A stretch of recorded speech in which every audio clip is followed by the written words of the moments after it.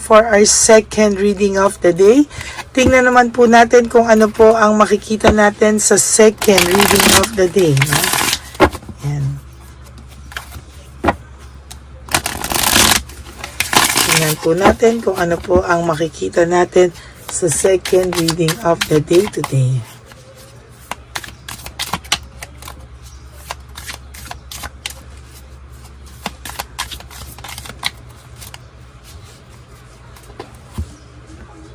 Tingnan naman po natin, barasahin lang po muna natin kung ano po ang makikita natin sa second reading of the day. But I hope napanood nyo na po yung first, second, third, fourth reading kagabi at yung first reading kanina bago po kayo tumalon dito sa ating first reading of the day. Ano ba yan? Sila po ay nagtatalunan. Teka nga po. The Lovers, ang aga-aga po talaga, The Lovers, may pagmamahal pa po siya sa'yo. Kung akala niya po, wala na siyang pagmamahal sa'yo, at kumpiyansang-kumpiyansa po siya, at sobrang yabang niya po na wala na siyang pagmamahal sa'yo. Ngayon po, nabaliktad na, nang hina na po ang loob nito, nawawalan na po ito ng self-confidence, no? Sa totoo lang po, parang ngayon po siya nakakapag-isip-isip. Queen of Pentacles.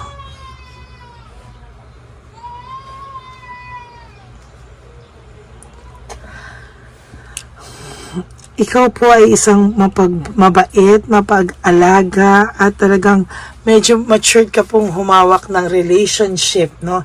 Hindi pa po ako tapos magbalasa, pero talaga pong makulit sila. Naglalabasan na po talaga yung kanilang mga baraha ko ay talaga pong naglalabasan, talaga pong sa makikita nyo, hindi pa nga po ako bukas, talagang sila po ay naglulundagan na, talagang gusto po nilang ibigay ang mensahe na ito para sa iyo sa araw na ito.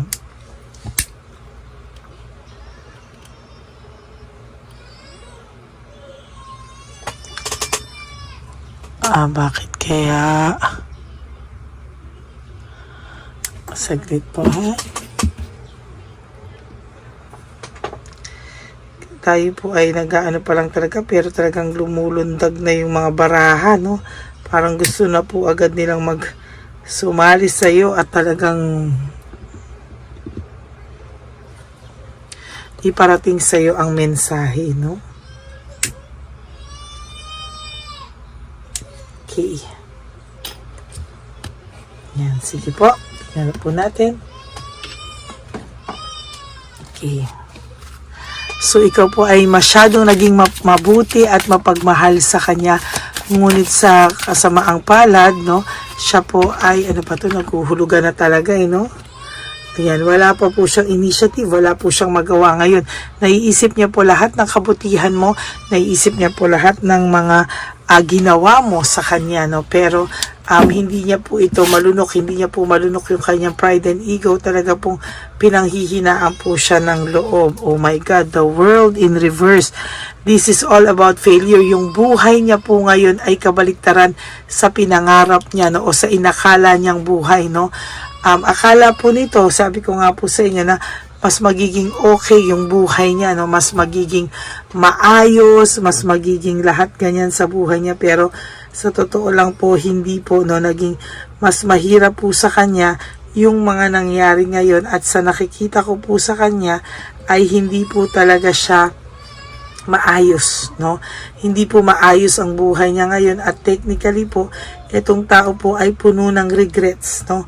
Puno po siya ng regrets sa lahat po ng kanyang naging maling desisyon, no? Sa totoo lang po, siya naman po kasi talaga yung nagdesisyon yan, at talagang maling-mali po yung desisyong ginawa niya sa buhay niya. Kaya ngayon po, siya po ay nakakaramdam ng matinding dagok sa buhay, no? Siya po yung nakakaramdam ngayon ng mixed emotions. Ayan, no? Hindi niya po maintindihan kung ano po talaga ang mangyayari. Hindi niya po alam, subconscious, naiisip ka po niya, nasa back of your mind, at the back of this person's mind, nandyan ka po talaga siya.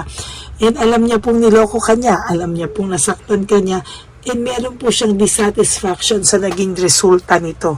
Sa totoo lang, no? parang hindi raw po kakapatawad-tawad, ano? Hindi po raw kapatawad-patawad yung kanyang ginawa, no?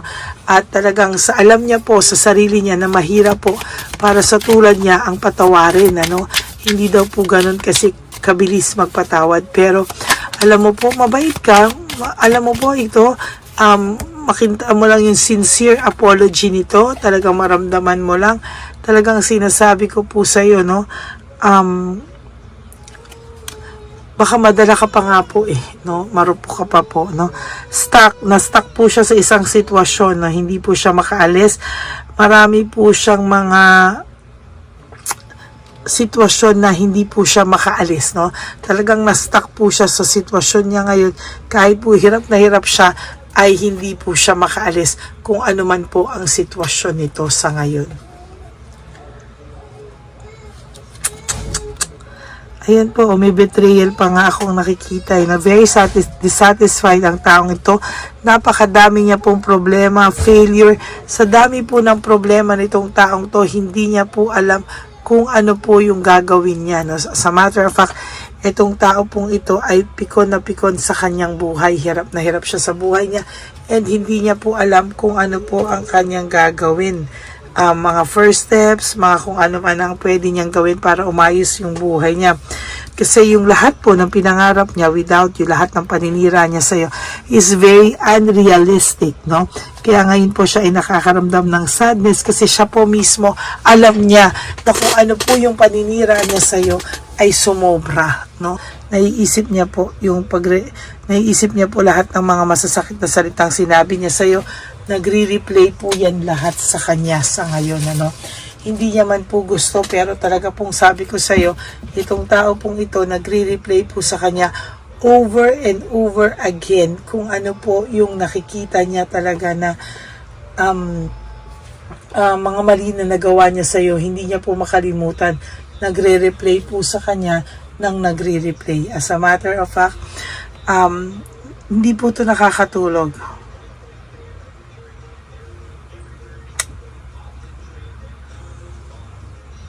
Ay, nako.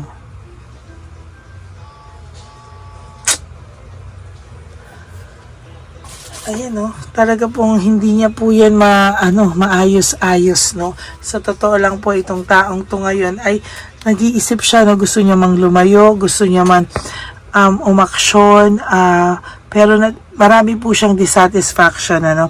Yung separation niyo po hanggang ngayon, hindi pa rin naman po siya nakaka-move on. Hindi pa rin po siya nakaka-let go. Sabi ko po sa iyo, ngayon pa lang po ito nakukonsensya. Ngayon pa lang po pumapasok sa kanya lahat, no? At talagang sinasabi ko po sa iyo, ngayon pa lang po siya tinatamaan ng konsensya, no? Ngayon pa lang po siya ngayon pa lang po siya hindi mapalagay sa lahat, no? Marami pong delay sa mga ginagawa niya, maraming delay, disaster, very anxious po ang taong to, frustrated, naging defensive po kasi siyang sobra, kaya kanya nasiraan ng sobra, parang gusto niya pong ipasa sa iyo lahat para hindi po siya masisi, hindi siya ma-blame. Ngayon, dahil po sa ginawa niya yan sa iyo, siya rin po ang binalikan. Siya po ngayon yung anxious, frustrated, defensive, naging defensive siya sobra sa iyo at naging disaster yung buhay po ng taong ito, no? Ayan po yung sinasabi ko sa inyo na mahirap talaga, no? Yung Nine of Wands in reverse, hindi po maganda yung ibig sabihin yan talaga, no? There will come a time that this person lalapit po sa ito. This person, pag ito po ay na-insecure na, naramdaman niya po lahat ng hardship, lahat po ng loss of money niya, or marami po siyang problema, ay lalapit po ito sa iyo, no? Lalo na po pag ito po ay natauhan, na niloko din po siya ng taong pinagmalaki niya sa iyo, no? Talagang sinasabi ko po sa iyo, there will come a time na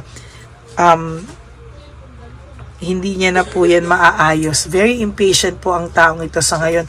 Palagi po siyang aburido, no? Talagang aburido po ang taong ito at sinasabi ko po sa iyo yung katotohanan na ito pong taong to ay hindi matatahimik, no? Hindi po matatahimik itong taong to. Palagi po siyang uusugin ng kanya pong konsensya, no?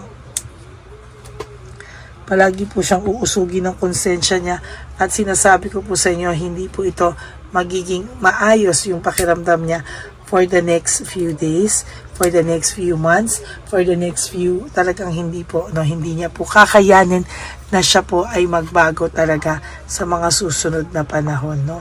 There will come a time na itong person na to ay talagang iiyak po, no.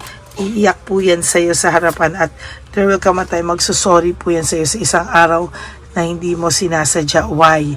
Dahil po sa betrayal na nagawa niya, sa pagiging dishonest niya, sa mga betrayals niya, sa lahat ng mga ginawa niyang trick sa'yo, sa lahat ng ginawa niya na strategy, tactics. Pag bumaba po ang self-esteem nitong taong to, at marirealize niya lahat yan, there will come a time talaga na siya po ay lalapit sa iyo, no? Habang paganda ng paganda o habang nakaka-survive ka, ang taong ito ay nai-stuck po, no? Marami po siyang bad luck, marami po siyang broken mga pangarap, no? And talagang babalik po ito sa same situation. Babalik at babalik po ito sa iyo, at talagang iikot at iikot po ang taong ito sa iyo, no? Yan po ang nakikita ko talaga. And there will come a time na itong taong ito, mararamdaman niya po na may depressed siya. There is this superficial, no? Kailangan po niyang tanggapin ang realidad. Magkakaroon po siya ng maraming bad news. Talaga pong makakaramdam po ito, at marami po itong makakarating sa kanya na bad news for him or her. Ibig sabihin, kung ikaw po ay may good news, kung ikaw po ay gumaganda na ang panahon sa buhay mo, no, ito pong taong to ay makakaramdam ng too much pain, ano, too much pain, too much emptiness, at talagang sa nakikita ko po, lalo po itong manghihina sa mga susunod pong panahon sa buhay niya.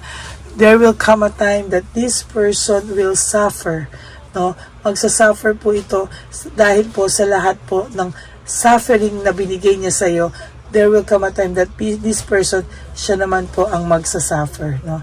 Siya naman po ang magsasuffer, at hindi ka po niya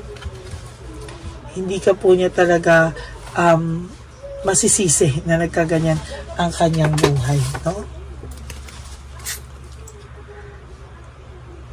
Ay, nako.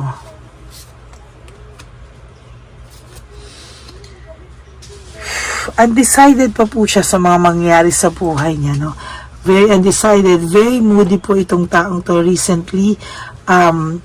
Talaga po siya po ay talagang makakaramdam ng matinding pagsiselos pag dumating po ang araw, no, na pag dumating na po yung araw na naging masaya ka, pag ikaw po nakita niya na wala ka na po talagang pakialam sa kanya, there will come a time that this person will suffer, no? Siya po ay magsasuffer, at talaga pong sa nakikita ko, siya po ang makakaramdam ng matinding suffering, no?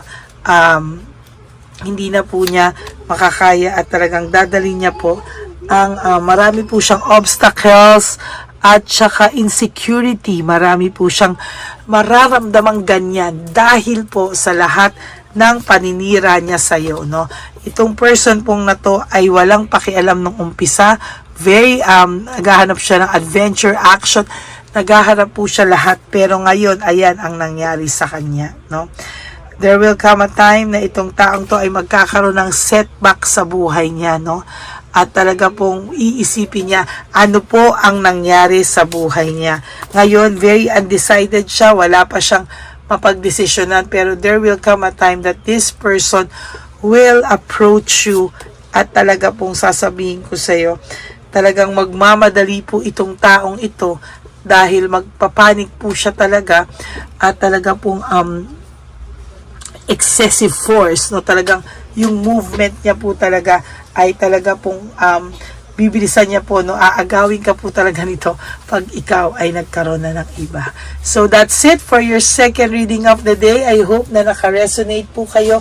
And if you do, can you please give me a like and comment down below para naman po alam ko kung ano naman po ang inyong mga saloobin, ano, sa mga readings natin ngayon. But for the meantime, I hope na panood nyo na po yung first, second, and third reading, fourth reading kahapon, dahil gabi ko na po ito in-upload, and ang ating first reading kaninang umaga bago po kayo tumalon dito at sa ating third and fourth reading of the day later. Okay? So maraming salamat po sa inyong lahat for watching our second reading of the day. I hope na naka-resonate po kayo, and if you do, gusto ko pong malaman ang inyong mga saloobin. Okay? Just comment down below. Please don't forget to like. At para po talaga sabi ko sa inyo, hindi kayo nahihirapan maghanap, meron na po ba? Madam, meron na po ba? Lady, meron na po ba? Please, no? Like nyo po yung bell, no? I-click nyo po yung bell na yan para po kayo ay updated. So maraming salamat po sa inyong lahat. And God bless you all. And sa lahat po ng gusto magpa-private reading, you may reach me po through Lady Elena. That's my only official and legit FB and Messenger account.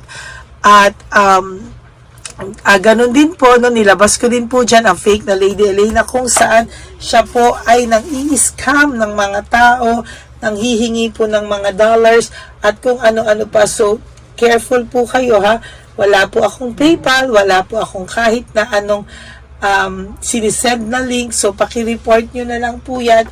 Kung kayo po ay minessage, no, i-report nyo po yan. At yung mga nagme-message po, no, na mga lumipat daw kay Doc Alta at sisiguraduhin babalik ang asawa nyo at mga nanloko sa inyo, there's no such thing as that, no. Yan po ay mga sugo ng ating scammers, no, para siguro hindi na po nila magamit masyado yung Lady Elena. So nagagawa po sila at tineturn nila doon yung mga subscribers para sa kanila po mag-inquire and etc. So, ingat-ingat lang po kayo, ha. Maging maingat po kayo sa mga ganyan. Okay? And sa akin naman po mga ever loyal, solid, and faithful na Lady Elena family, I love you all from the bottom of my heart. Mahal na mahal ko po kayong lahat. At sana po ay maging masaya po kayo sa araw na ito. Huwag po kayong malungkot. Ayoko po kayong nalulungkot. Sabi ko nga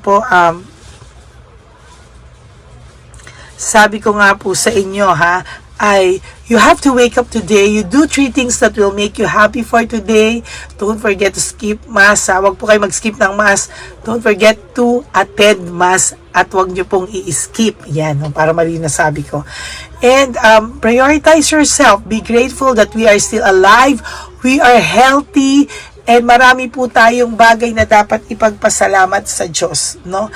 And be grateful and love yourself because self-love is still the best love of all. Maraming salamat po sa inyong lahat. And ang lagi ko pong bilin sa inyo, no, ay lagi niyo pong maalala that life is so short, don't make it shorter by stressing yourself from all the pains and heartaches na binigay sa inyo ng kahapon. Just surrender everything to the divine universe and just let go and let God write your life and love story. I will be back for another set of reading. Huwag po kayong malulungkot, ha. Ako po ay magbabalik for another set of reading for our third reading of the day. For the meantime po, kayo po ay mag-enjoy, mag-relax, at balikan nyo po yung ating mga readings na hindi nyo pa po napapanood. God bless you all and I love you all from the bottom of my heart. I will all see you again on my next reading. Bye! Okay, update po, may nagpanggap pong subscriber natin na siya po ay magpapahula sa fake na Lady Elena, kaya ayan, hinihingan po siya ng $80 at ang cell po niya ay nabigay at nakuha. Ang pangalan niya po sa cell ay Julian Albert, no. Siya po ay may cell account din, kaya mag-iingat po kayo. Ayan po, no, kung sino man po yung scammer na Julian Albert na yan, no, i-insensuhan po natin yan para siya po ay makonsensya. Kung wala man po siyang konsensya, at least po bumalik sa kanya lahat po ng kanyang ginagawa at maling-mali po yan, ano. Basahin niyo po lahat yan, makikita niyo po, ayan po ang cell number niya at Julian Albert na yan, ano, para po talagang ma-report din po natin yan na siya ay gumagamit ng cell account na Julian Albert. Mag-ingat po kayo, ayan po yung number niya, ayan po yung pangalan niya. Huwag po kayong magpauto. Nakita nyo naman po, no, napakalayo po ng pangalan ko sa pangalan ng pinagsisendan nyo po ng account o ng pera. Kaya mag-ingat po kayo at beware sa scammer na to. At talagang ayan po, pinost ko po ang kanyang pangalan dito para maging babala po sa inyong lahat. Maraming salamat po at mag-ingat po kayo. Paki-report po ang page na yan, ang messenger niya na Lady Elena. Maraming salamat po and God bless you all. Ayan, sa susunod po makikita niyo yung account niya na ire-report niyo. Salamat po na marami. Magandang gabi po ulit sa inyong lahat. Ako po ay muling nagpapaalala sa inyo na mayroon pong lumalabas sa FB at Messenger account na fake account po no, nang hihingi po ng $25 through PayPal at hindi po yan totoo. Huwag po kayong maniwala dyan. At pag sinabi mo po na gusto ko pong marinig ang boses nyo or makita kayo, ang sasabihin po ay magbibigay kami ng link, buksan mo yan at pagkatapos ay makikita mo ako. Huwag po kayong maniniwala dahil yan po ay hindi totoo. Yan po ay isang malaking scam na pag binuksan nyo po ay makahack po lahat sa inyo. Mahahack po ang inyong mga personal details. Lahat ay mahahack. Ako po ay nalulungkot na ito po ay nangyari, ngunit sa talagang may mga tao pong masasama at may mga tao po talagang hindi makatiis na hindi gumawa ng masama sa ibang tao. Pero maging aware po sana kayo, tulungan niyo po ako, i-report po natin yung fake na yan at sa FB para siya po ay mawala na at wala na po siyang mabiktima pa, no? Nandyan po lahat ng details at maraming salamat po sa inyong lahat. Maraming salamat po sa inyong lahat at mag-iingat po kayo.